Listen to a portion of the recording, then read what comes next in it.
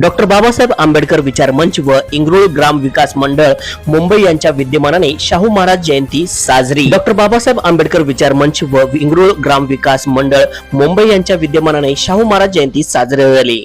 मुलांना शालेय वस्तू व मिठाई वाटून जयंती साजरी केली।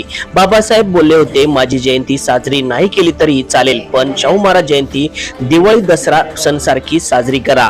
मान्यवर ग्रामपंचायत सदस्य शिवाजी कांबळे, दीपक कांबळे, जगनंद कांबळे, संदीप कांबळे, राजू जाधव, सतीश कांबळे, दादासो कांबळे, आनंदा कांबळे, ब्रह्मा कांबळे, महिला भगिनी, विद्यार्थी, पालक व नागरिक उपस्थित होते।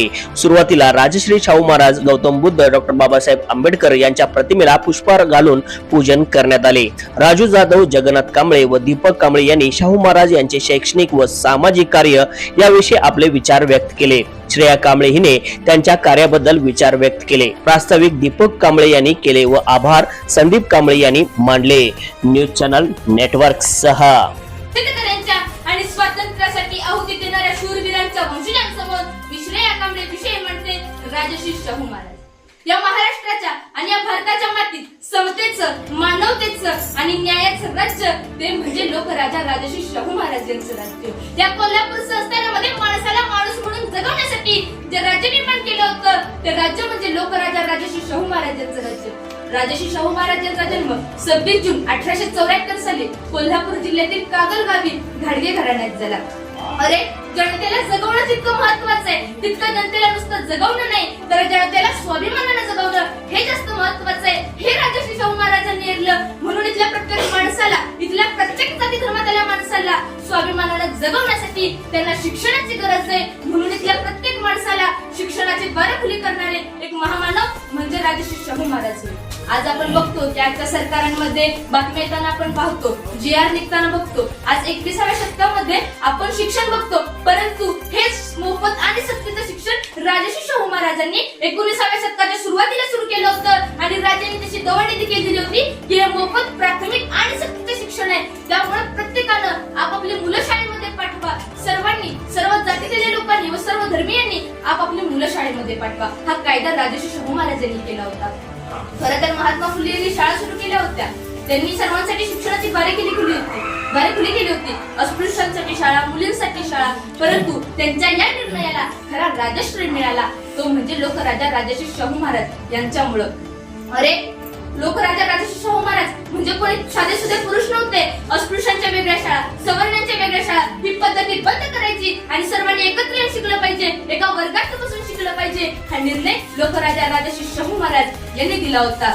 खरं तर त्या काळी लोक अस्पृश्यता मानत होते। अस्पृश्यता ही माणसांच्या नसात भिनलेली होती। लोक जातीयता पाळत होते आणि अशा वेळी राजा निर्णय घेतो।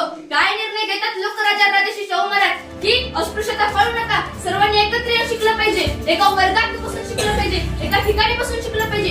याने काय होईल की या लहान लहान मुलांमधल्या जातीभेदीच्या भिंती गळून जातील, अस्पृश्यतेच्या भिंती गळून जातील, त्यांच्यामधली अस्पृश्यता नष्ट होईल आणि याने काय होईल की भविष्यामध्ये ते माणूस म्हणून एकत्र येतील। हा दृष्टिकोन राजश्री शाहू महाराजांचा होता। अरे, कोरोना काळामध्ये अन्नधान्य महाग विकलं जायचं, भाजीपाला महाग विकला जायचा, परंतु अशीच अवस्था देखील प्लेगच्या काळामध्ये झाली होती। मग त्यावेळी प्रजेला जगवण्यासाठी राजाचं कर्तव्य नेमकं काय असलं पाहिजे, राजाची भूमिका नेमकी काय असली पाहिजे हे खऱ्या अर्थानं राजश्री शाहू महाराजांनी स्वतःच्या कृतीतून जनतेला दाखवून दिलं। अरे, तरी पण त्या काळी जनतेला लुटलं जायचं, अन्न आणि भाजीपाला हा महाग विकलाच जायचा, जनतेला खायला अन्न नव्हतं। अशा वेळी राजश्री शाहू महाराज यांनी स्वतः अन्नधान्य विकत घ्यायला सुरुवात केली आणि त्याचं जनतेत वितरण करायला सुरुवात केलं, जनतेत वाटायला सुरुवात केलं। यानं झालं काय, व्यापारीही उपाशी मेला नाही आणि जनताही उपाशी मेली नाही। हे कार्य राजश्री शाहू महाराजांनी पुढे चालू ठेवलं आणि जनतेला जगवलं। खरं तर राजश्री शाहू महाराजांनी त्यांच्या काळामध्ये जनतेला कामं दिली होती, रोजगार हमीची, आणि जनतेला स्वस्त धान्य दुकान देखील दिलं होतं। आज या ठिकाणी काही ठिकाणी स्वस्त धान्य दुकानं नाहीत, कारण आजच्या सरकारने ते चालूच ठेवलेले नाही, परंतु त्या काळी स्वस्त धान्य दुकान केंद्र सुरू करणारा हा एकमेव राजा म्हणजे लोकराजा राजश्री शाहू महाराज होय। अशा या महान व्यक्तीविषयी मला बोलण्याची संधी दिली, त्यामुळे मी आपल्या सर्वांचे आभार मानते आणि थांबते। जय भीम, जय शिवराय, जय राजश्री शाहू महाराज। इथेच अधिकारनामा जाणीव हक्काची या न्यूज चॅनलला लाईक, शेअर व सबस्क्राईब करण्यास विसरू नका व सदैव रहा अपडेट। जाहिराती व बातमीसाठी आजच न्यूज चॅनलशी संपर्क साधावा। 80 87 820 897।